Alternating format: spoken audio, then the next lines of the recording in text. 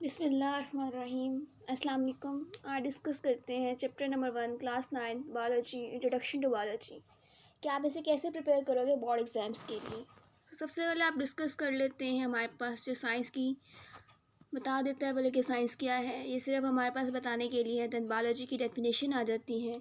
तो अमूमन जो बोर्ड है उसमें हमारे पास 2 से 3 शॉर्ट क्वेश्चंस आते हैं इस चैप्टर में से, और एक लॉन्ग क्वेश्चन भी आता है जिसका पेयर बनता है आमतौर पर चैप्टर नंबर 4 के साथ। तो देखते जाते हैं। इंट्रोडक्शन टू बायोलॉजी आ जाता है हमारे पास, जो कि सिर्फ हमारे पास एज एन होल हमारे पास सिर्फ MCQs फॉर्म में आ सकता है। देन मूव करते हैं नेक्स्ट ब्रांच पे, जो कि आ जाती है हमारे पास division and the branches of biology. ये हमारे पास क्वाइट इंपॉर्टेंट है। इनमें हमारे पास तकरीबन 2 से 3 शॉर्ट क्वेश्चन जो कि इस चैप्टर में से आते हैं, उनमें से एक शॉर्ट क्वेश्चन इसमें से ज़रूर आता है। इनमें से शायद हमारे पास फेलेंटोलॉजी हो सकता है। फेलेंटोलॉजी में आप फॉसिल फ्यूल्स की स्टडी लिख सकते हो।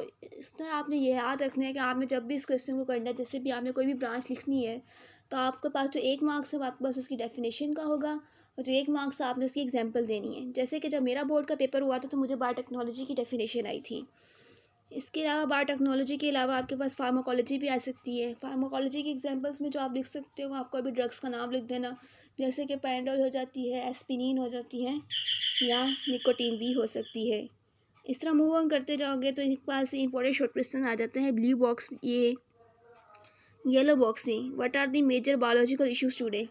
ये हमारा जब अकेडमी में फर्स्ट टेस्ट था तो मुझे शॉर्ट क्वेश्चन आया था, और मैंने अपनी मैम से कहा था कि ये बुक में कहीं भी नहीं है। तो फिर मुझे उन्होंने दिखाया था कि देखो ये बॉक्स में, और इस तरह के शॉर्ट क्वेश्चन अक्सर आ जाते हैं। देन आप मूव करते हो नेक्स्ट टॉपिक पे, जो कि आ जाता है आपके पास relationships of biology to other sciences. इनमें से भी एक शायद एक शॉर्ट क्वेश्चन आ जो हो सकता है, ये लॉन्ग पॉइंट ऑफ व्यू से भी आ सकता है, क्योंकि चैप्टर हमारे पास शॉर्ट सा ही तो है। देन आ जाता है आपके पास careers in biology. Careers in biology क्योंकि हमारे पास काफ़ी इंपॉर्टेंट लॉन्ग क्वेश्चन हैं, क्योंकि जब मैं पेपर दिया था क्लास 9 का पेपर मैंने दिया था, तो ये मुझे बोर्ड में आया था। और ये बोर्ड में हम बहुत easily long question point of view से लिख सकते हैं। जैसे कि अगर मैं आपको हेडिंग्स बताना चाहूँ, तो आप सबसे पहले हेडिंग्स दोगे इंटरडिसिप्लिनरी साइंसेस की, फिर हेडिंग फर्स्ट हेडिंग आ जाएगी medicine and surgery. First heading आपके पास आ जाएगी, वो आ जाती है medicine and surgery. Medicine and surgery में आप सबसे पहले मेडिसिन की हेडिंग दोगे। मेडिसिन की हेडिंग देके आप मेडिसिन की डेफिनेशन लिख दोगे, जो फर्स्ट लाइन में दी गई है। देन आ जाती है सर्जरी की लास्ट लाइन में दी गई है इन सर्जरी जो पार्ट्स हैं बॉडी के भी रिपेयर किए जा सकते हैं, उनको रिप्लेस किया जा सकता है और रिमूव किया जा सकता है। ये सारी एग्जांपल दे दोगे, ये सारी डेफिनेशन दे के आप उसकी एग्जांपल लिखोगे, और फिर लिखोगे हाउ टू अचीव इट। फिर ये जो लास्ट 1.5 लाइन्स है हर में दी गई वो लिख दोगे। फिशरीज़ में भी आप पहले उसकी डेफिनेशन लिख दोगे, फिशरीज असल में है क्या, फिर बता दो कि डिपार्टमेंट्स कौन कौन से हैं, फिर उनका फंक्शन बता दोगे, और फिर पाकिस्तान में आप इसे कैसे अचीव कर सकते हो वो बता दोगे। देन आ जाता है एग्रीकल्चर। एग्रीकल्चर में भी आप पहले ये लिखो कि प्रोफेशनल्स क्या करते हैं। देन आ जाएगा कि एग्रीकल्चर किसकी बेहतरी के लिए काम करते हैं, वर्क्स के लिए, क्रॉप्स की बेहतरी के लिए काम करते हैं। देन पाकिस्तान में से कैसे अचीव कर सकते हो। इसी तरीके से आपके पास अमूमन तौर पर, क्योंकि हमें तो 5 आई थी, आपको भी 5 ही आएंगी। अब आ जाता है Quran and biology. Quran and biology शायद ये शॉर्ट क्वेश्चन आ जाए, शायद ना, तो इतना इंपॉर्टेंट नहीं है, ये सिर्फ हमारे पढ़ने के लिए लिखा गया है। अब आ जाता है मुस्लिम साइंटिस्ट। मुस्लिम साइंटिस्ट एक शॉर्ट क्वेश्चन के तौर पर आ सकता है, लेकिन ये मुझे नहीं आया था, लेकिन शायद आप सबको भी आ जाए। अब आ जाता है the levels of organisation. The levels of organisation में जो इंपॉर्टेंट है वो मैं बता देती हूँ आपको। इनमें से जो मॉलिकुलर लेवल है उसमें माइक्रोमॉलिक्यूल्स और मैक्रोमॉलिक्यूल्स का डिफरेंस आ सकता है। हमारे पास जो 16 बायो एलिमेंट्स हैं, इनकी जो रेशियो का ग्राफ है, ये देखें। ये जो हमारे पास ग्राफ दिया गया, ये ग्राफ बहुत इंपॉर्टेंट है। MCQ पॉइंट ऑफ व्यू से इसमें से MCQs भी आ सकते हैं। उसके अलावा बायो एलिमेंट्स क्या हो सकते हैं, इसकी डेफिनेशन आ सकती है आपको बोर्ड में। देन आ जाते हैं नेक्स्ट टॉपिक पे। मॉलिकुलर लेवल में आपके पास मैंने बताया, जैसे आपको माइक्रोमॉलिक्यूल्स और मैक्रोमॉलिक्यूल्स का डिफरेंस आ सकता है। ये बात आपने हमेशा लिख लीजिए दिमाग में कि आपके पास जब भी डिफरेंस का वर्ड आएगा, कभी भी आपने किसी चीज़ को डिफ्रेशिएट करना है, तो आपने उसे हमेशा लाइंस लगा के करना है। आपने एक जगह लिखना है माइक्रोमॉलिक्यूल्स, दूसरी जगह लिखना है माइक्रोमॉलिक्यूल्स, या कोई भी आपको डेफिनेशन आ जाती है तो आपने एक जगह इस साइड पर लिखना है, दूसरी को इस पर लिखना है, और बीच में लाइन ड्रॉ करके आपने इसके डिफ्रेंशिएट्स को, इसके डिफरेंसेस को वाजिया करना है। आप जैसे जानते हो कि हमारे पास जो बोर्ड में क्वेश्चन आते हैं, हमारे पास 3 आते हैं, शॉर्ट 3 पार्ट आते हैं, 2, 3, 4, और हर क्वेश्चन में हमारे पास 8 पार्ट दिए गए होते हैं, और इनमें से हमें 5 क्वेश्चन को अटैम्प्ट करना होता है। और 15 शॉर्ट क्वेश्चन होते हैं। टोटली हमारे पास 30 मार्क्स के होते हैं। टोटली जो एक क्वेश्चन होता है वो 2 मार्क्स का होता है, 2 मार्क्स का होता है। 2 मार्क्स के लिए आपको 2 पॉइंट्स लिखना लाजमी होते हैं, लेकिन आमतौर पर है तो 3 पॉइंट्स लिखती थी, या कभी कभार 4 भी लिख दिया करती थी, ताकि हमारे पास अगर कोई पॉइंट्स इशू वगैरह हो जाए या पॉइंट्स की तरह के हम एग्जामिनर की जो अट्रैक्शन है एग्जामिनर का, हम अपना बता सकें कि हम एक अच्छे स्टूडेंट हैं।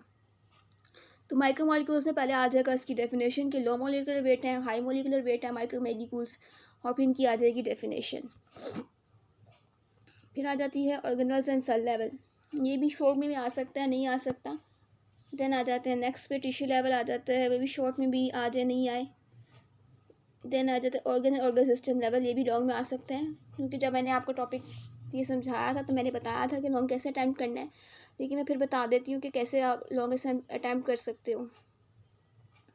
ऑर्गन एंड ऑर्गन सिस्टम की लेवल का अगर लॉन्ग आ जाएगा, आप सबसे पहले हेडिंग दोगे ऑर्गन की डेफिनेशन लिख दोगे, फिर बताओगे उसकी कैसे करते हैं फंक्शंस पे एग्जांपल आ जाएगी।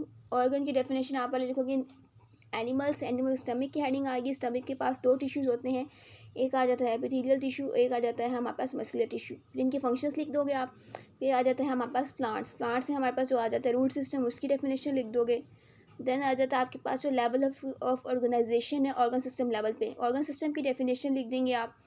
देन आप लिखोगे कि ऑर्गन सिस्टम में हर जो क्या फंक्शन है कैसे फंक्शन परफॉर्म करता है।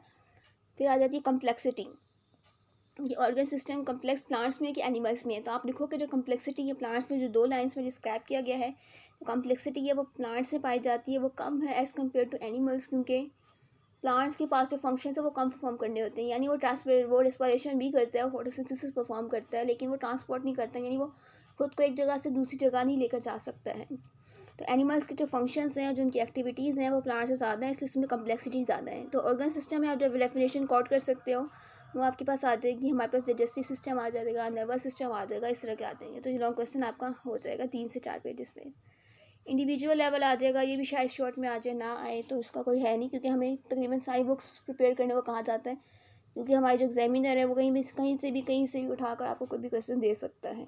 पॉपुलेशन लेवल में पॉपुलेशन की डेफिनेशन आ सकती है, और इसमें आप जो एग्जांपल दे सकते हो, हमारे पास जो पाकिस्तान की आबादी की आपको फिगर दी गई है वो लिख सकते हो। आ जाते हैं कम्युनिटी लेवल, बायोस्फीयर लेवल, या ऐसे जो शॉर्ट डेफिनेशन में आ सकते हैं। देन आ जाता है आपके पास सेलुलर ऑर्गेनाइजेशन, ये भी ऐसा लॉन्ग क्वेश्चन आप अटैम्प्ट कर सकते हो। मूव करते हैं आपके पास मस्टर्ड प्लांट का साइंटिफिक नेम आपके पास एमसीक्यूज में से आ सकता है कि मस्टर्ड प्लांट को साइंटिफिक नेम क्या कहा जाता है, तो कहा जाता है ब्रेसिका कैम्पेस्ट्रिस। देन आ जाता है फ्रॉग का साइंटिफिक नेम राना टिग्रीना। ये हमारे पास प्रैक्टिकल वर्क है, क्योंकि मैंने तो डाइजेशन नहीं की थी, हमने तो डाइजेशन फ्रॉग की भी की है और कॉकरोच की भी की है अपने पंजाब कॉलेज में। फर्स्ट ईयर में की थी, सेकेंड ईयर में की थी, लेकिन क्लास 9th और 10th में हमारे पास इतना प्रैक्टिकल काम नहीं करवाया गया था। लेकिन हो सकता है आप जिस स्कूल में पढ़ते हो वहाँ आपको फ्रॉग की डाइसेक्शन करवाई जाए, बहुत आसान है फ्रॉग की डाइसेक्शन, बहुत इंटरेस्टिंग भी है, बस थोड़ी सी कॉम्प्लिकेटेड नहीं है फ्रॉग, क्योंकि कॉकरोच की डाइसेक्शन करना ज़्यादा मुश्किल काम है as compare to frog. Frog का ये सारा आ गया है, सारा हमने प्रैक्टिकल में करेंगे आप। एंड आ जाती है आपके पास जो एक्सरसाइज में सिर्फ अमूमन वही शॉर्ट क्वेश्चन दिए गए हैं जो कि हम सब ने इस चैप्टर्स में पढ़ लिए हैं। तो इसी तरीके से आप इस चैप्टर को प्रिपेयर कर सकते हो, इस चैप्टर को प्रिपेयर कर सकते हो अपने बोर्ड के पॉइंट ऑफ व्यू से। एज़ यूजुअल आप बता रहे हो कि हमारे जो बोर्ड के पेपर्स हैं वो अगस्त में होने के इम्कानात हैं। वैसे तो हमारे जब मैंने पढ़ा था तो हम लोग इस वक्त तक हमारा पूरा सिलेबस कंप्लीट हो चुका था, और हमारा तकरीबन दिसंबर में टेस्ट सेशन भी शुरू हो गया था। लेकिन जो कि अब कोरोना का ज़माना है, और कोरोना के ज़माने में तो सब कुछ अलग अलग हो रहा है, कुछ भी समझ नहीं आ रहा है कि क्या कुछ होगा। तो ये चैप्टर इंपॉर्टेंट है, इस चैप्टर में से 2 से 3 एमसीक्यूज़ भी आते हैं, 2 से 3 शॉर्ट क्वेश्चंस भी आते हैं, और इसके अलावा इसके पास एक लॉन्ग क्वेश्चन भी आता है। इसका चैप्टर 4 सेल्स एंड टिश्यूज़ के साथ पेयर बनता है, और ये चैप्टर इंपॉर्टेंट भी है। सो इसी के साथ ही आज का डिस्कशन यही थी कि आपको मैं बता सकूँ कि मैंने कैसे प्रिपेयर किया था, आप कैसे प्रिपेयर कर सकते हो क्लास 9th में बायोलॉजी का chapter number 1 introduction to biology. अगर आपको मेरी वजह से थोड़ा सा फ़ायदा हो रहा है, अगर मेरी लेक्चर से आपको कुछ इल्म हासिल हो रहा है, तो इसे दूसरे स्टूडेंट्स के साथ भी शेयर कीजिए, ताकि दूसरों को भी फ़ायदा हो और हमारा इल्म बढ़ता रहे, क्योंकि इल्म बांटने से बढ़ता भी है। और मुझे सबको मुझे सुनने के लिए थैंक यू सो मच।